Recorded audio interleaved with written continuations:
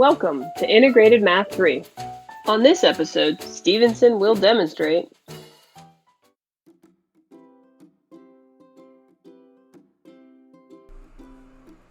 Now, every relation will have an inverse. The difference, though, is whether or not the inverse is a function. Remember, a function is required to have a one-to-one relationship.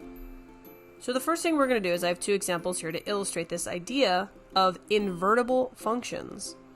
So here is f of x. Here's my x squared. I'm going to go ahead and graph it again.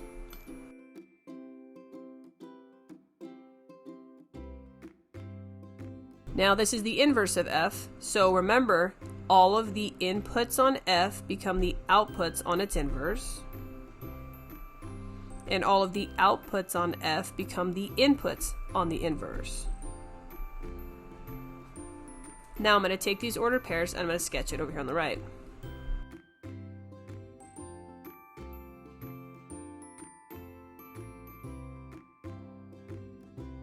Now, is this an invertible function? Well, we know that x squared passes the vertical line test.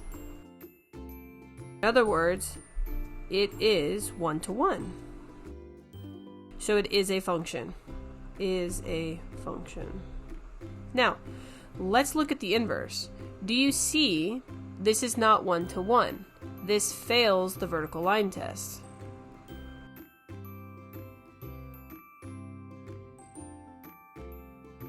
So do you see here, if I draw a vertical line, it fails. It's one input has two outputs. That is not one-to-one. So the inverse is not a function, a one-to-one function. So what we would say here is this function x squared is not invertible because although it's one-to-one and is a function, its inverse is not.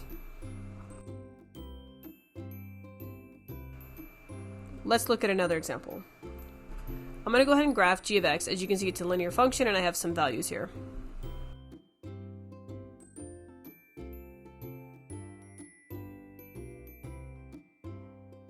So I have my linear function. Now, I'm going to go ahead and graph my inverse. Now remember, on my inverse, I'm going to switch my inputs and outputs on my function to get my inverse. So remember, all the inputs on my function become the outputs on my inverse. All the outputs on my function become the inputs on my inverse. Now I'm going to take these ordered pairs and I'm going to graph them.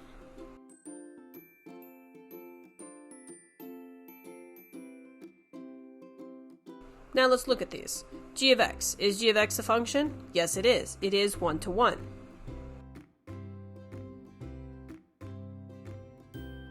Now let's look at the inverse. This is also a linear function. It is one-to-one. It is a function, right? Every input has one output.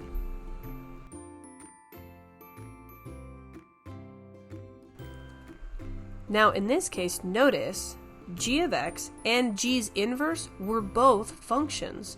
So we can say g of x is invertible or is an invertible function. So remember, if a function and its inverse are both one-to-one, then we can say it's invertible. However, if a function and its inverse are not both one-to-one, then we cannot say it's invertible.